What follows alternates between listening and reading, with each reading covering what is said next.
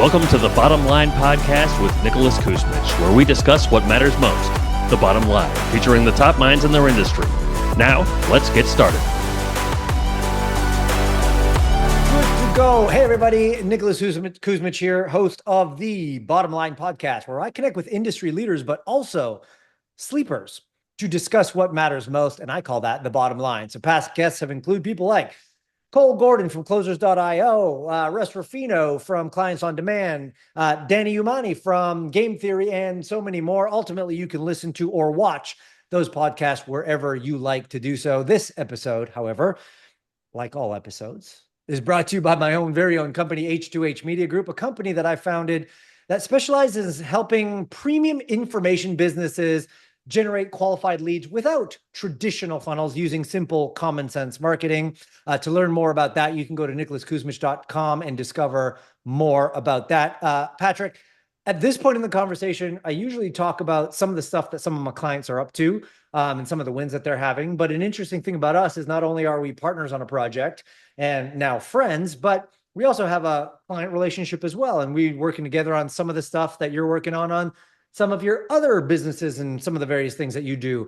So rather than talking about someone else, maybe do you want to just share like a second or two about some of the reasons we're working together and some of the highlights and the wins and things you're looking to accomplish with all that?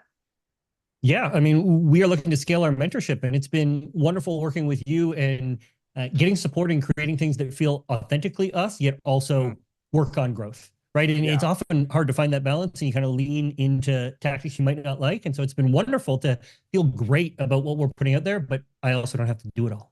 Yeah, I love that. And I'm looking forward to some of the exciting things that are happening. We hit some early milestones and a lot to go. Now, also, usually at this point in the interview, I like to give credit and give a shout out to the person who introduced us. But that might have to be Mark Zuckerberg and Facebook.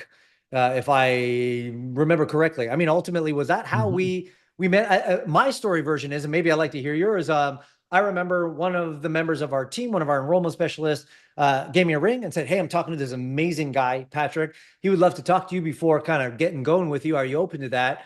We had an awesome conversation that has led to amazing things that we're going to be talking about on this current interview here. But can we credit Facebook and Facebook ads to us coming into each other's worlds and having this conversation?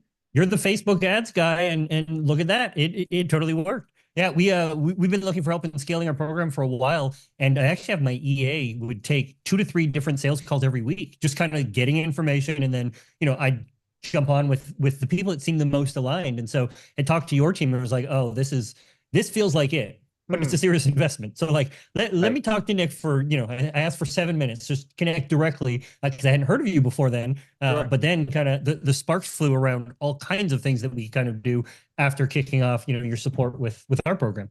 Yeah. And I think there's a lesson to be learned there. Well, a couple. One is don't underestimate the power of Facebook ad. I don't mean that just for growing your business, but what this has evolved into with what we're doing together is much, much bigger than what we had originally planned. And again, that was just from a simple ad. And 2, talk to people, get in the range with them, get on the phone and see what's going on. And I'm glad we had that conversation because again, there's just a lot of beautiful synergies and all that. But before getting ahead of myself and diving into some of the stuff that we're working on, that I don't read bios or have some nice fancy intro for you. And otherwise, I'd rather just kind of turn it over to you and say, well, Patrick, for those who don't know who you are, maybe in your own words, for as long or as little as you'd like, as much or as small as you like. If you were to answer the question, who are you, what do you do, and what does your company do? How would you answer that? I consider myself an expert in the science of storytelling. Well, it's easy for anybody to call themselves an expert in anything these days. I qualify that by saying that that means that I actually dive into firsthand research and pair that with practice. So we make films for Four Seasons, NFL, Apple, all these big brands, but then we've actually published academic research. And really all of that is about how does engagement and attention and belief change work, right? So as marketers, as business owners, we want people to fall in love with our brand or make a large investment. What are the mechanics behind content? We call it story, but it's really just a structured way of communicating. So I study that, and then I also create films. That's one. It's a bunch of Emmys and, fancy awards and stuff like that. But at its core, like, I just am a student of story and how to use that to drive impact. And on that note, and I don't want to put words in your mouth or make up stories, because sometimes marketers do that. Are you not, or are you like the only person who is allowed to, or who does teach storytelling to the Four Seasons and to other organizations? Is that true?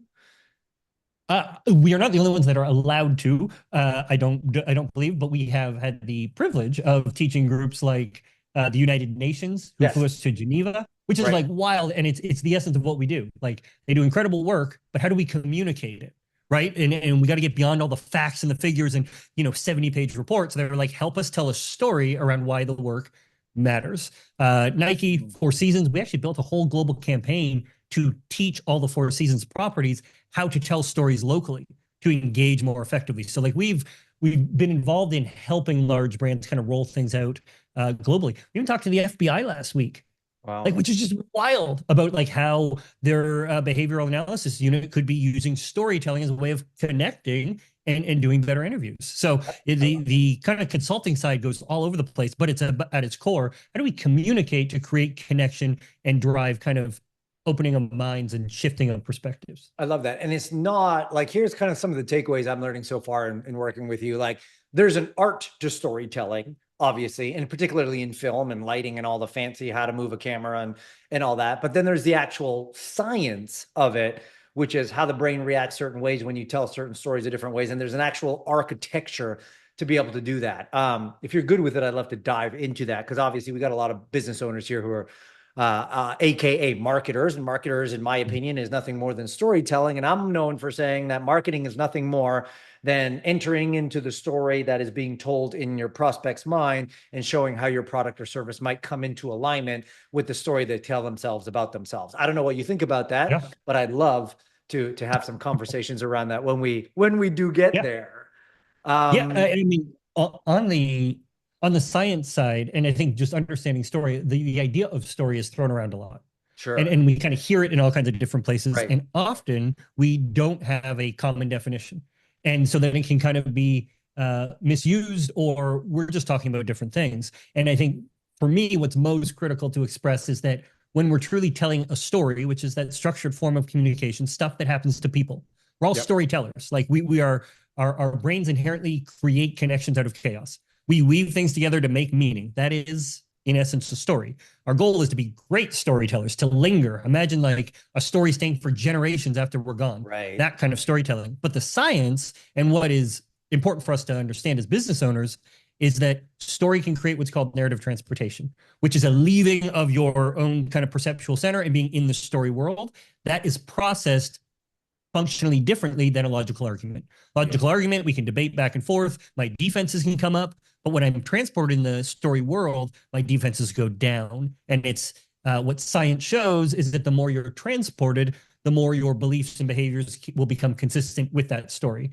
So like when we talk about storytelling, what we're really going for here is that loss of yourself and immersion into the story world where you're maximally affected by the actual content. I love that. We definitely have to dive into that in just a second. But before we do, let me throw out like an icebreaker question as a starting point. And then I want to go a little bit into your story and how this all began. And maybe the two are connected. So the question itself, and I think I know the answer, but I don't want to feed the answer, and you might have a totally different answer. So we'll see where this goes. But if you had to look back on your career up until this moment, what is the best investment you ever made? And that could be into a program. It could be into a product.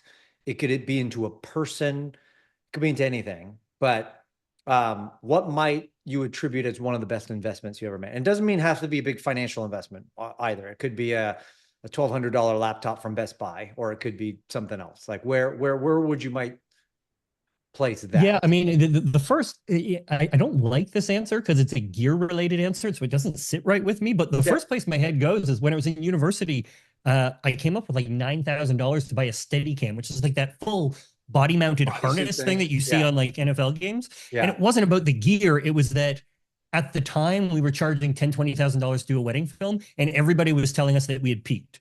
Like that's the top of the market. And I was like, at the volume, like this doesn't make sense financially. We've got to find a way to go higher. And so I started going, well, what is bigger? Like, how do we go bigger with the stories? And so I started looking at tools, and everybody's like, you're crazy. You can't do that at a wedding. And so the investment, and then this thing that takes years to learn, I'd like put it on every single day, 10 minutes a day, like go walking the dog, like wearing this thing, just to be like, no, I'm gonna see what this can do. And we ended up, creating a global brand in weddings, and a huge, name for ourselves. And it was those kinds of things where it was like, the world's telling us, no, we're going to try this differently, and we're just going to keep at it, like just keep hustling. Is kind of the mindset shift that I've taken forward in everything I do. As a result of the gear. Yeah. Do you have a cool story about, like, what's one of the wildest weddings you shot with some of the wildest gear you've ever used that's broke you past the $20,000-$30,000 wedding thing and was just spectacular from every sense? Yeah, I mean, I don't know that I have crazy wedding stories. We did one for somebody at Paramount, and so it was like, you're dancing with Eva Mendes and Brad Pitt's there and all kinds of stuff like that. But like, it is what it is. I got a cool story about getting tackled by Secret Service while sprinting at the president. There we go. Let's do that one. That's pretty good. Yeah. So our first documentary, which was somebody saw one of our wedding films, and they were like, hey, can you help us with this? I got a 1-day shoot in Quantico, Virginia, an area blurred out by Google Maps. They just sent me there and like, follow the Navy cadets for a day. We're interested in doing a documentary on like Army, Navy, and the football game, but also what it's like to train for that. Okay. So we do the shoot, blow them away. They're like, we want you to be the director of photography for the movie. So like the lead camera person for anybody who's not in film. And this whole builds up to the game at the end of the season. Sure. Right. And so we're at the game. Obama's going to be there in the stands, and we have an interview with Obama. It's right after the teams run out. However, when the teams run out, back to that Steadicam thing, like, I want to run out with the team. Like, that's the shot to open the game, right? Like, in the smoke and the haze and the fireworks, it's so immersive. And the producer looks at me and is like, the president's waiting. You need to stay here. You cannot run out with the team. And I'm like, I just gave up 8 months of my life for this film. Yeah, I'm going to get the shot. Both. Yeah, I want both. Yeah. And so like I had a PA at the side, a production assistant. So I'm going to sprint out with the team, and I had it all mapped out. Sprint out with the team, unclip the whole thing, drop it at the side, sprint across, and like I'll be there in the 180 seconds I had to get for the interview. Right. It was orchestrated beautifully. Sure. And I get within 40 feet of Obama, and all of a sudden somebody in black steps out in between us. Oh no. And I'm on a football field. So like my head for some reason automatically went to like juke him. And so I tried to sidestep the guy, and he just puts me like flat on my ass, right? Like just boom. And then I realized, like, then it hit me like, oh, you're sprinting at the president. Like that's the problem. And nobody told from him. the ground, you like flip the press pass over, and it's like, look, I have the special symbol. Like, I'm allowed to be there. Explain it. And I made it with like 3 seconds left, totally out of breath, but I did make it. And that ended up making the final film. And did the president see you getting tackled along the way, or that wasn't even part? He didn't even know. He had so little time that he just acted cool, and we're just good to go. Yeah, that is a great story. And I'm sure you have millions of these. I mean, we talked about some of the documentaries you worked on, and some of the people you work with, and the behind the scenes stuff that you had to do, and meeting in private jets and all the fun stuff, which we can get into some of those stories. But how about before all that? Like, who was the Patrick before he picked up that first camera? Like, how does this whole thing begin? Because like we talked about football games and presidents and icons and all the Four Seasons and Nike and like, did you just wake up one day and someone handed you a contract and said, all right, Patrick, here, this is what your life is going to be. You're going to meet all the coolest people. You're going to shoot some of the greatest films. Or was there a process to get there? That was pretty much it. I had to do a couple things first. But I actually, my background is psychology, and that's probably why I'm so into how content is perceived by the humans that watch it. And so I was the nerdy university kid who would stay at home on weekends and like read research reports. and so as part of that, I was like, oh, I wanted to express myself through filmmaking. I didn't even know story as a concept then. Right. But it was like, oh, I could explore these concepts, make documentaries, right? And so I would study it late at night. And a friend of a friend is, their wedding filmmaker gets sick the day before. And so my roommate's like, oh, my buddy will do it. He's studying it all the time. Yeah. And so he volunteers me, and for like $350, I'm like, okay, I'll never done this before. I was totally transparent. Bought a camera at Best Buy on the way to the wedding. Like, I got nothing right now other than desire.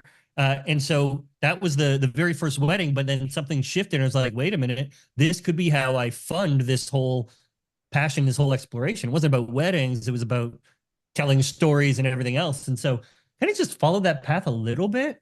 And very early on, a wedding got noticed by Canon, the camera company. And so they called out of the blue, what are you shooting this with? They learned it was a Canon camera. And they're like, can you come meet with us? And so we meet in a big boardroom. And I'm like 18, 19, shooting weddings, Welling University. Like this is this is wild.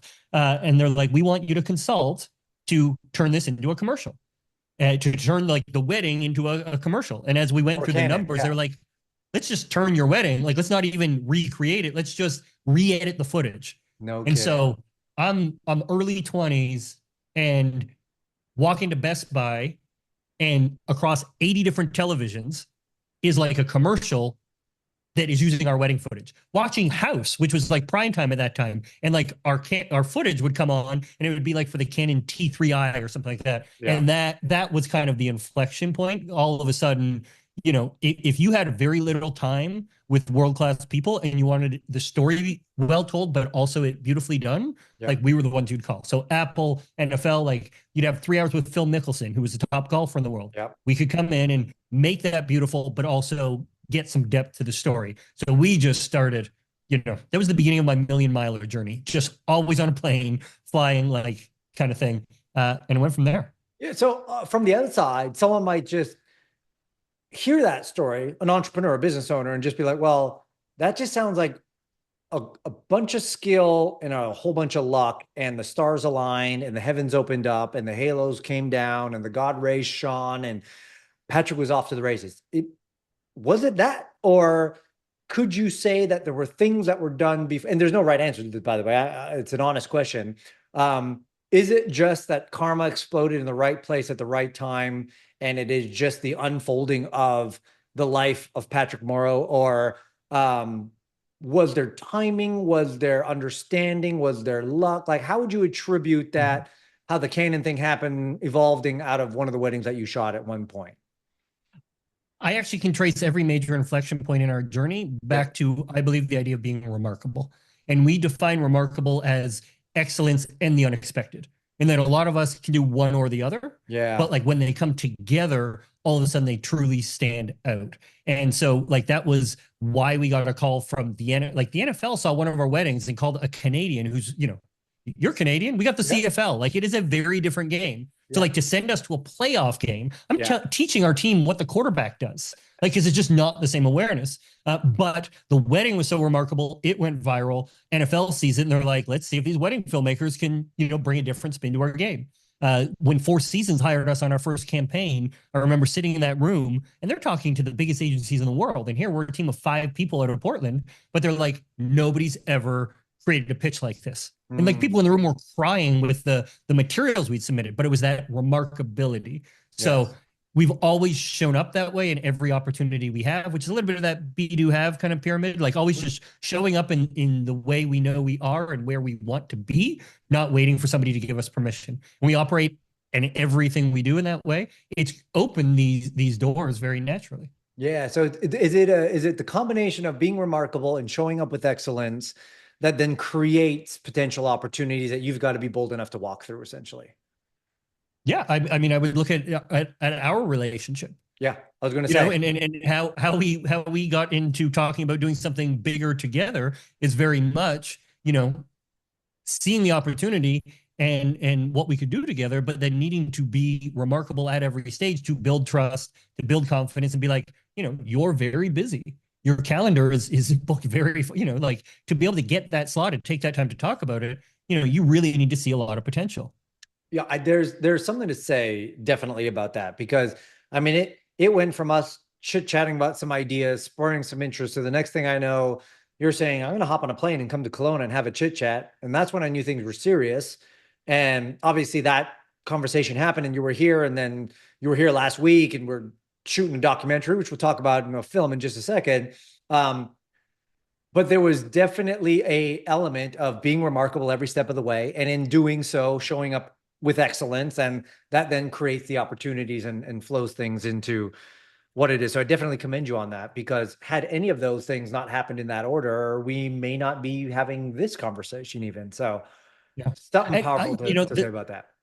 the big part of, I think the biggest thing that we always stress is trying to release yourself from the outcome. Like showing up and being in the way you know yourself to be, or who you want to be, or however you want to kind of frame that, but like showing up fully and releasing yourself of the outcome. So like when we talked and we started exploring, hey, what would your story look like as a feature film, and would that make sense? Yeah. It was like, well, we need our story finder to talk. We need to have conversations. It wasn't like, ooh, in 3 moves, like he'll sign or he'll, it's just like, no, we're just going to show up fully and be open to this, and the right things are going to happen. Yeah. And I think it's been that going all in, but not doing it for the sale or for the close or for the, that seems to make such a big difference, but can be hard for some people to release themselves of that. But then they kind of hold back because they calibrate how much they put in based on the odds they think they have. I love that. And when it's not, and it's a subtle difference, but when you're not attached to the outcome versus when you are, and you show up fully because you're not versus showing up fully because you are attached to it, it's a subtle energy shift, but it makes all the world a difference. Like everyone can pick that up on some level. So, I mean, I agree. I think that's worth its weight in gold for anyone who wants to take that home. Before we shift into what we're working on, I, as a business owner, as a marketer, as a former pastor, as a father, as a husband, as a colleague, as a friend, am in one way, shape, or form intimately interested in the art and science of storytelling. Everything from how can we make sure our kids eat our vegetables, right? All the way through to how can you communicate the value of what you do as a business owner, to ensuring that when you're giving advice to a friend, that their best interest is mine, and you're talking someone off a cliff sometimes. I don't even know where to start with this question, so maybe I'll just start with you. I don't know if the question is, what are the elements that make a good story, or what does someone need to understand when it comes to understanding story? But it's evident that story transports further than logic does. We've already talked about that. Where do we start with this understanding of, I think we can all know the power of the story. Where do we start when it comes to how do we then understand how to craft and put together and use story in business and life and communications and everything? Well, I can start with the 80-20, and then you can see if you want to go deeper than that. Sure. So I would say the 20% that drives the most amount of impact in anybody's storytelling is understanding character and conflict. Character being the perspective through which the story is told, needing to have a perspective instead of being a general or having too many people, and embracing that perspective's desire and motivation. What do they want? What are they after? And why do they want that? And often founders have challenges with this because like, well, I don't want to make it about me, or I want to make it bigger, or we need to scale, but it's about the character on a journey. Like when you watch any leading book, television show, film, there are strong characters that we connect with. And so as storytellers, as you're telling a story to your kids, that could be you, that could be your friend, but it's still having that perspective. That's where we get the emotional connection. People connect with people. Yep. And so that creates character identification and is part of leading to transportation. But the other part is conflict.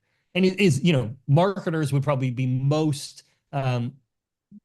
familiar with the curiosity gap, creating curiosity, creating intrigue. They're very closely linked, right? Conflict creates a question in our mind, as well as it draws our attention in. Think fight or flight. Like we automatically pay attention. And it's how as soon as you say it and you think about watching television, you recognize it right away. Every television show opens with somebody breaking up, or somebody, goes missing, or there's a problem. And then for about 39 minutes, they're going to go on the journey. And then right at the end, they're going to solve it, right? But it's that character with conflict that is the 80-20. Now, doing that well is the challenge. Like leaning into creating a question that your audience wants answered and a person that they feel connected to, that is so much of it. So can we bring this down and speak for a second? Like, let's say Four Seasons hires you, or Nike hires you, or the guy down the street who's helping people lose weight, whatever it be. They go, okay, I get it. There's a character that needs to be portrayed here. There's a conflict that needs to be resolved, or curiosity.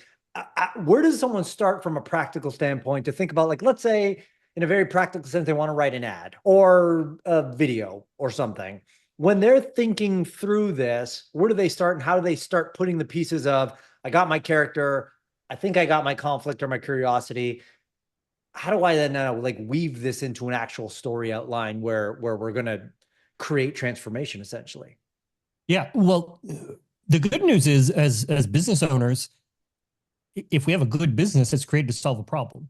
And a problem is another way of looking at conflict, right? So that's a great place to start. Now, going from the conflict you solve, right? Like you help high ticket folks scale. But then going one step further and going, but what is the conflict that my ideal prospect has? Right. Right. So like, what is the conflict that I had before calling you around like feeling overwhelmed and I'm too busy and like I really believe in this thing and I want to reach more people, but I'm stuck on exactly how I do it.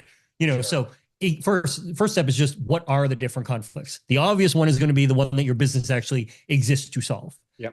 And making that very human and felt, not just a high level generic kind of thing. But then can we bring that into your actual target demo and what they experience? Yeah. Then the perspective, the easy one could be you, right? You could tell a story of the problem and going on a journey to help people overcome this, or how you came to it, which would be like an origin story, or tell the story of somebody like me and what I wanted, why I wanted it, what I was running into, and then how you were able to help, me achieve that thing.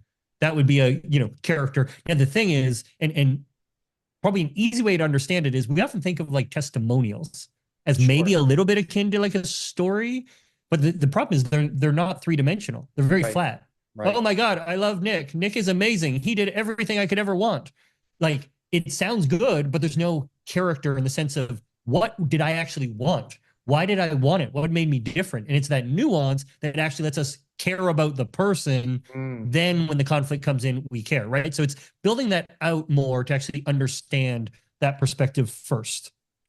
Is there, or can there be, I'm not saying do you have, because this is not your business, obviously, but is there, or are there frameworks that you would put into place to say, hey, XYZ company, if you were to write an ad, here are the 3 frameworks I would look at where you just got to fill in the blanks. Or if you were to do a video sales letter, or if you were to write a sales letter, is there such a thing as a template of first do this, then do this, then do this, then do this? Or is it a little bit more dynamic and organic than that, where people have to wrestle with it a little bit rather than being so regimented about it? There are archetypes. So there are story archetypes, like an origin story, how you came to be, an impact story, and then you can map those archetypes back to the different stage of the funnel. So like a vision story, right, about like where you want to go in your business is a great top of funnel awareness. It's inspiring, it's big. Whereas a teaching story, how does my product actually work? That's a lower funnel when somebody's really, considering buying. And so the archetypes and understanding where you're trying to reach somebody can give you a very helpful framework to then be able to kind of plug things in. We kind of map those, and I mean, we can effectively take an interview with a successful community member or somebody in a film, and we can create different stories very quickly by leveraging that kind of understanding. Yeah, that makes sense. Before we kind of segue, what do people not know about story but should? Because to your point, sometimes story is not even defined properly. Like people have their own definitions of it. And then we'll hear stuff like, oh, the story brand. And everyone says, well, the story should always follow a hero's journey style, but you're not the hero, your prospect's a hero. And that's true about stories. And there's a lot of understandings and misunderstandings and ununderstandings about story. From your perspective, as a way to just drive the point home about the importance of storytelling, how to understand and how to use it, what do people not know about story that probably should if they're looking to use it in any form of a context, whether it's business or personal life or work or whatever they do? I would say that story at its core is not about collecting all the dots. It's about connecting just the right ones. So it's very much like a game of Jenga, where you're trying to pull out as much as you possibly can until that structure goes over. And often if you play Jenga, you get close to the end and you're like, there's no way I'm going to be able to pull out more. And you can usually go 30 or 40% more. And like that is very much, it's connecting just the right dots. And it's not about the facts. It's not about a lot of that other stuff that we're like, oh, but we also need to tell them about all of these wonderful features and everything else. But the science shows that actually the more you lean away from story and into facts, like donation rates actually go down. Story plus facts raises less than story alone. You can imagine like a nonprofit, right? Sure. Like telling the story of somebody impacted. That raises twice as much versus the version that is just facts, or then let's give them a story, but also add in the facts of all of our impact. Like it actually hurts donations. So it's that like game of reduction down to just the core things you need. In a business world, would you go as far to say, like, I can see maybe how someone would say, well, that's true of nonprofits raising money for some worthy cause. What about someone selling a product? I think I know the answer, but what about selling a product or a service? Would you go as far that if you were making some sort of a small piece of video or some sort of an ad or something like that, would you go as far to say, well, not even mention features and benefits at all and lean entirely on story? Like, would the same thing apply true for a product and or a service that would for donations for a nonprofit? Well, say you sold chess sets or something like that. You know the number one commercial driver of sales in that over the last 10 years? The Queen's Gambit. Did they once talk about how many checkers are there, or the weight, like how many squares, the weight of the pieces? But like that at a high level is what great storytelling does. It never once sold you. It never once said you need to practice chess or even gave you any of the top brands. But there is a 10,000 increase in searches for chess. The leading chess company did 1,000% increase in sales. But it's, the story itself immerses you in the world, and that creates interest. And that is what is hard for a lot of people, because they're like, no, insert our brand and insert our features. And I get that, because you're investing and you want to, you want to connect people, but that generally doesn't lead to better conversions. Yeah, that actually, now I feel like I'm being sold to. It's a great point, because there's a great podcast called The Acquired Podcast, where they tell essentially, actually, now that we're talking about it, they tell the story of all these amazing brands. So yes, they go into some numbers and whatnot, but they'll tell the story of how Taylor Swift became Taylor Swift, on how LVMH became LVMH, on how Microsoft became Microsoft. And this was probably 3 months ago. My buddy Matt Bertulli introduced me to the podcast, and he said, just start with the Hermes podcast. The Hermes, the Italian luxury good, not Italian, is it Italian? The luxury good brand in Europe. Someone's going to shoot me for calling it the wrong country. But the whole point was, all they talked about was like the story of the company through the hundreds of years. And as soon as the episode ended, I went out and I bought Hermes. You buy, yep. Yeah. And it didn't matter. Like, I was like, at this point, I don't care what I buy. I don't care what it was.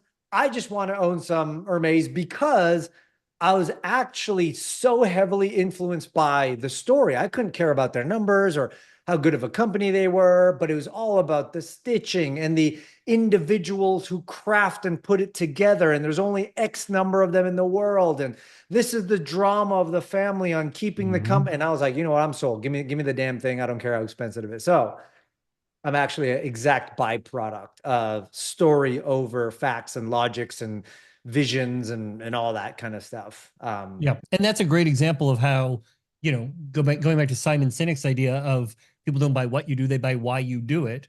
Great storytelling allows you to connect people to your deeper values. Yeah. And the moment we start trying to insert things to sell you on like facts and everything else, you're aware that you're being sold to. Yeah. And then your defenses go up and you move into logical argument instead of being transported in the story world, right? Whereas you just like went into the story world and you came out and you're like, I really think these people are legit, like this brand, and I want to be a part of it. And like, that's what happens. Now, if in the middle, they started talking about their promos and their specials and, all this kind of stuff, you'd probably be like, like, you don't trust it nearly as much. Yeah. And as trust goes down, our quality of storytelling needs to go up. That's a great point. It's actually, I'm being challenged a lot right now. Because I felt like I did a decent job at integrating story into marketing. But I'm being challenged even to think about, like, can we truly double down on the element of story in all marketing versus all the other stuff? Something I'll wrestle with. I got a good idea for you to double down. Well, let's. What if we made a feature-length film on your story and saw if that could really help you reach multiple more people? Well, I think that's a good enough idea to actually invest into that kind of concept or idea. So, I mean, so let's talk about that. I mean, one of the reasons we're talking today is, well, there's a lot of how this came about, and I'd love to hear it from your perspective. But from my perspective, um, credibility, authority, storytelling are core tenets to any good marketing, obviously. And in a world where it's social media busy and everyone's claiming this, that, the other, people are renting cars and standing in front of them and all sorts of stuff. It's no longer that authoritative to write a book anymore because everyone can write a book. It's no longer authoritative to have a podcast because everybody has a podcast. And so when we first met, I actually thought your primary business, because of the research I had done, was shooting full-length feature films on, let's just call it influential people, because I saw some of the things that you had done in the past, like whether thought leader or not. And I thought, oh, that's the business that Patrick is in. We're going to talk about how can we generate leads for businesses or thought leaders who have a big idea and want to get that idea out to the world in a far better way, using story as the core, but also using a feature film as the delivery mechanism to do that. And then through that conversation, there's some story finding that you guys did with me, and then somehow got to the point of saying, maybe there's a story worth telling here that can turn into, and again, it goes back to that conversation we had earlier, where when you just do it for the sake of reaching people with a message and not attached to actual outcomes, I can't help but to think that there's going to be some positive outcomes from that. So before we go into that, maybe we could hear from your perspective on how some of all this came about and some of your thought pattern as we get into this story, what's important, what's worth considering, and why people, whether they're going to shoot a feature film with you or not, things that they need to consider when it comes to this way of storytelling, of business building, of message deployment, and all of the above. Yeah. Doing something like this is obviously a large investment in time and resources and everything, but I think it's very much like that, the one thing thinking, right? Like if you take the 80-20 rule and you extrapolate out to the one thing, Right. For a lot of us, having something at that level that can, one, create a ton of awareness. Like you're talking millions of new people if you get this on a streamer, if you do festivals, that kind of thing. And then also just imagine somebody who's interested in you and 3 other people. Even if they don't watch your movie, Sure, you're referring them to iTunes to go like rent your feature film. Like right away that says, oh, wait, where's Nick at? Versus then if they do watch that film, they're going to intimately know what you are about and who you are. And so like, I don't need the sales call. Like I'm in or out. It's the ultimate qualifier and creator of brand affinity, right? So, that's when we approach it from really just trying to add value to the audience and tell your story authentically. Like if we can bring what you and Farron are about authentically to the audience, and do it in a way that adds value and is entertaining, then everybody wins. You're going to draw more of the right people into your ecosystem for whatever it is you're looking to do. Yes. And here's a few things that I have found about this process so far that just might be worth sharing. It's like the idea of shooting a feature film about us is challenging on so many levels. One, the thoughts come up of who wants to hear our story, the thoughts of, is it worth the investment from an ROI perspective, the thoughts of, we're not ready to do this, like let's have accomplished more so we have more to talk about during the story. There's all these things that are happening, which I'd love to hear your input on as well. But I think you had texted me at one point and said, like, are you ready? Like, we're going to be there tomorrow to start filming. And I'm like, I don't know, but it's a great forcing function, right? It just takes all these ideas of what could be and says, okay, no more twiddling your thumbs, imagining what could be.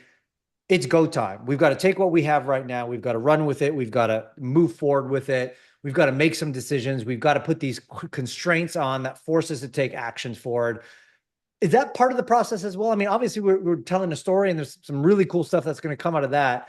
But I find just from a business perspective and a challenge to the mindset, there's nothing greater than, my good friend Dan Martell says, a lot of the transformation comes at the point of transaction, not at the point of the onboarding and doing the work. And there's some truth to that, because who you have to become to cut the check and say yes. Like there's a process to that. Dan talks about when he was coaching or he did some coaching with Ed Milet, and Ed Milet charges some ridiculous amount of money for some very little coaching time. And I was talking to Dan and said, like, so how was it? Like, what happened? And he goes, honestly, Nick, it doesn't even matter because the preparation that I needed to go through for that first meeting was valuable in and of itself, even if I never talked to Ed, because it forced me to evaluate where I'm at with stuff, what's important to me, what's valuable to me, what's next. And so is there some of that in this process, or is that just with us? Like, how do you find that working with all the people you've done some feature films with and the outcomes that they're looking to have from them? Yeah, I believe that the strongest storytellers are the best listeners. And I think that it is our duty to see what others don't. And so in the process of like making a film with you or anybody else that we've made a feature film with, you know, if throughout the process we don't help you see yourself better, then we have not done our job. And that is the other side of exactly what you're saying. Like there's the transaction and then there's the process, but being met at that level where like there's no softballs here. We are going to show up and like really challenge you on the ideas, on the connections, on why it matters, on where it's going. And I think already we've only spent a couple of days together and there are things that are starting to shake loose of like, oh, how is this related to this? And, you know, talking to Farron and having her go like, I didn't know that about Nick. Like all of a sudden we start pulling out things that were maybe forgotten and we don't see those connections the same way. So yeah, it is a accelerator in many ways. And it encourages, you know, everybody to show up their best consistently. But then when you take that, it's like you just hired a personal trainer for a year that's going to be documented for eternity. Like when you look at it that way, it's hard to not show up your best every time. And when you keep doing that, you just start to see all of these other results as part of the process. And to your point, or to, I guess, Dan's point, we would often have the litmus test when we were doing $40,000 weddings and stuff. Our litmus test was when we leave the night of the wedding, we have done our job. If they do not need anything else, if they do not need a film, we'll still deliver it, but they should feel like the experience we've created is worth their entire investment. Wow. Like that was always the thing. Film, right. Yeah. Not anything else, because like that's how we need to add to the experience of their life. And so we approach it very much this way. They're like, you should feel at the end of it, like, no, I'm already made whole. We'll still deliver the film. Don't worry. But like, that's the bar we set for ourselves. Yeah. What's your favorite part about this process? Like, what do people know? Because I'm sure there's some people thinking, I never thought of this as a potential for me, but maybe the idea of a feature film around not just me, but the idea and the message that I think is worth telling. What do they need to know about that? And then what is your favorite part about helping bringing that about for people? Yeah. I think one of the biggest misconceptions is that you need to have it figured out to be able to even have these conversations. Great point. Like you don't need to know the story. You don't need to know where it goes. You need to know that you're doing something great and you're doing something worth talking about. And like that, the story finding is on us, like putting the pieces together, and we align on that. We share that, but it's still like not on you to have to know how that fits together. And I think that's also the favorite part of the process is the immersion into a new space and the rapid learning that gets to happen. Yes. You know, our 2 films ago was on cryptocurrency. And I didn't know anything about it, diving into it. And like all of a sudden we're on a private jet with a crypto billionaire, like learning all about the world and his cult. But it was mind-blowing getting to experience the world in such a different way. And then our last film was on the world's most licensed artist, who's done like $450 million in art deals. And like getting to hang out with Schwarzenegger and the Bocellis, and like his world is completely different. And I didn't know a lot about art, you know? And so it's like that, getting that understanding, and now going into your story, you know, getting an understanding and thinking about consciousness and awareness and, you know, becoming the best version of yourself. Like I've always loved that stuff, and I'm going to get a PhD level education in the process of doing this. Yeah. I mean, one thing I remember you texted me, I don't know, at one point in the thing where, cause like I might be a little OCD, a little controlling. I like to know the ideas. And to your point, the reason this comes up is because like you say you don't need to know where this is going to go. You don't need to know what the exact story is. It's like the person believes they can't write a book until they have all the chapters written first, or the outline. And that's what I was afraid of. It's like, I've got to do this. And there was at one point in our conversations via text, You're just like, Nick, I know it's hard to do this right now, but you're just going to have to trust me on this. And because I was like worried about the details. I was like, this, what about this? And you're just like, Nick, you got to trust. And like something clicked in my brain to say, absolutely. Like that's what this is about. I don't need to know the details. I know that Patrick and their team is a master of what they do, and they're going to bring us out that side. I've just got to worry about me showing up in the best version and my authentic self as I can. And somewhere in the middle is going to be this thing that's going to unfold from it all. So I do. Oh, go ahead. Oh, just the one disclaimer I would say is a huge part of that is our keywording process. Of like course. working with Right, you right. and Farron to come up with a series of keywords, which is quite simply clarity on the objective that come from a series of prompts. But having that, if we're aligned on the objective, trust us as the experts to help you get there. You don't have to come up with the turn-by-turn directions, right? And like that's where we build that trust of like, no, we see you, we get where we need to go, right? And now you can take it easy and just focus on being you. Yeah. So before the last question, as we kind of wrap some of this up, then this idea of a, I mean, I don't even know if there's a name for it, but the idea of feature film, the thought leader feature film, and the reason I actually say idea is because I believe that it's the character of the leader, but it's the idea that they have that they feel like can change the world with it. If someone's considering this, what needs to be true for them? Like at what point does it say, you know what, my story is big enough, my idea make that much impact that it's worth considering spending the time, effort, and energy to get this authority and this credibility and all this other stuff that comes with the film, but to think about engaging in a process like this? Because I could see some people saying, "Oh, like, well, what if I just write a book or give a TED talk or whatever? Like, those are so much easier and faster." Or maybe I'm not ready to do this. Like, what it has to be true, and what needs to be considered in order to say, you know what, I'd like to explore this even further. Yeah, I think a big part of it is whether or not you do something differently, have a different approach, or are impacting people in a unique way, right? Like there's got to come down to that kind of core insight. From there, it's about, is there value in sharing that message with an audience beyond them just buying from you? Because we're not looking at making an hour-long commercial, right? So it's, does telling the story then give people other insights and value that they're going to be able to kind of learn from? And then from there, is there interest in the amount of resources that needs to be, and finance is one thing, but honestly, with the people we work with, time's the bigger factor. Yeah. Like the time to show up fully and to tell the story right and to really, do that. Because when you can go there, when it's done right, it creates such a solid return.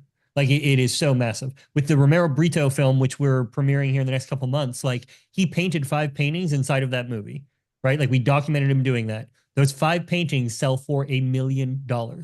We have people already lining up to buy them before the film is sold. Right. That is story driving perceived value. You learn his life story, you can have it on a canvas, and it starts at $1 million for 5 pieces, right? And like, it's not even released yet. Now imagine going to the theater with 1,000 fans outside or whatever that's going to be. So you can see where this can go. I think those are some of the things to think about, and then releasing yourself from needing to have the answers. Like knowing that it's okay to just have a general conversation about, hey, here's what I do. Like, do you see this in it? And knowing that like we look to add to it by bringing in other parties that can add to the ideas, right? Like the film itself becomes a force multiplier, if you will, where, with your story, we can email almost anybody in the world and get them to consider it. Will they say yes? Who knows? But we have a very good argument and it's far more attractive than will you be on my podcast. Like our team is showing up to be in a feature-length film, and especially as we secure distribution and plans and everything else, it's like, oh, I want to be a part of this. So now you're getting to hang out with another tier of people that you may not have had the chance to, but their voice is then coming in concert with yours, right? So it's like, it doesn't have to be all you. It can be a building around that insight that you have. Yeah, there's so much of a halo effect on so many different ways and so many different angles on the benefit of this. And I get it. It's not for everybody, but I think for the right people who have got great messages that need to be heard, there may not be any better way to kind of get that message out to the world and have fun with it and be a part of something special and learn a whole ton about yourself and work through a bunch of insecurities and thoughts on your own. Like the benefits are just like force multiplying. So, from that perspective, I want to thank you for not only considering doing this, but also pushing Farron and I and getting us to a place where, hey, like I shared in one of our interviews that, it's giving me permission to dream again. It's permission to think about what's important, to really be vocal about what's important, and dreaming of it, a potential to touch a bunch of people with a very powerful message. So I want to thank Yeah. you personally for that, Patrick. The last thing I Before, would say, if that's okay, yeah, it's just because, this is very personal. And like the people that you work with, whether you make 30 or 50 or $100 million in a year, as time goes on, when you're no longer doing this, do you want people to remember the amount of revenue you made? Or do you want your kids to know who you are and how you move through the world? And like this is how you can create legacy in right. such Great a point. True. deep way. And a lot of us are so caught up in it that we're not able to kind of look at that. And it's such an intimate portrait of who you are as people. It is so powerful to be able to share. Oh, there's so something good there. I, so I was having a little bit of an introspective psychedelic experience. And one of the things that comes up often in those experiences is, um, like, what is the legacy you leave your children? Because like one of the things I not fear, but I wrestle with is when I have some of these experiences, I kind of see a fast forwarding of my kids growing up and then me being at their wedding and then me like whatever, then them being at my funeral and like watching that timeline go by like this. And out of one of those experiences, like the thought came to me, like if you had to write them a book, like write them a book about your values and what you care about and what's the most important, like what would that book be? And can you start writing that book now? And I remember struggling with it. Like I'm thinking, what do I write? Where do I start? How do I do this? And even saying what you're saying now, not that I won't write the book per se, but there is something where when you talk about legacy, that when the time has passed and whatever happens from a business side and whatever happens with all this film stuff, and for them to be able to watch the film at any point in their life and say, well, those are my parents, and this is what they stood for, and now I know what's important to them, and I know my heritage and my legacy and what's embedded into me. Like that in and of itself is, how do you trade that for anything? Mhm. So there's something obviously beautiful there. Um, we're coming up on time, Patrick. I do have one last question, but before we ask that question, for someone who's just been watching this and saying, I just want to know more. Like, can I talk to you, Patrick, or someone on your team, or whomever, or whatever?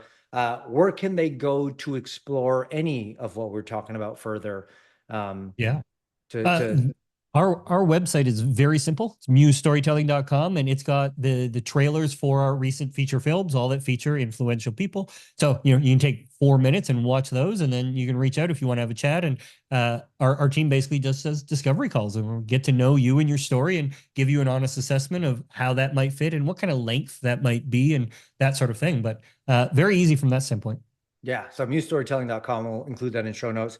A telling ending. This is how I end every kind of podcast, with this kind of a question, but it's kind of like perfect in light of what we're talking about, because I want you to pretend that you're at an awards banquet. Let's call it the Oscars, or the Emmys.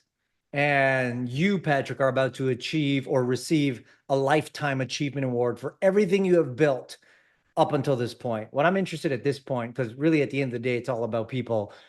When you get handed that award and the microphone comes up out of the ground and you have your 45 seconds to give a speech, what I want to know is, who do you think were the colleagues or the friends or the mentors or the peers or the business partners or whoever, um, who are some of the people you'd thank and why? Yeah. My head right away goes to my mother, who Mm, died from the depressive side of bipolar.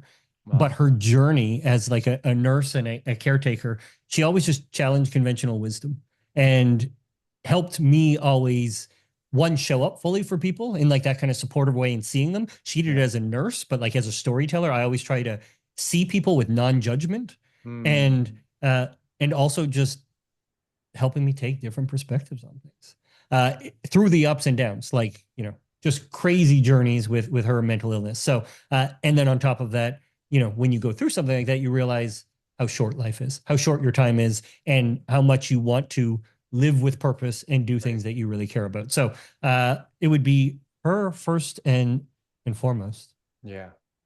Well, I love mamas. Mamas mean a lot. We've been talking, everybody, to Patrick Moreau. English way to say it. CEO, founder of Muse Storytelling. Remember, there are only so many hours in every day, so let's stop wasting them and focus on the bottom line, on what really matters. Thanks, everybody. Thanks for listening to the Bottom Line Podcast. We'll see you again next time, and be sure to click subscribe to get future episodes.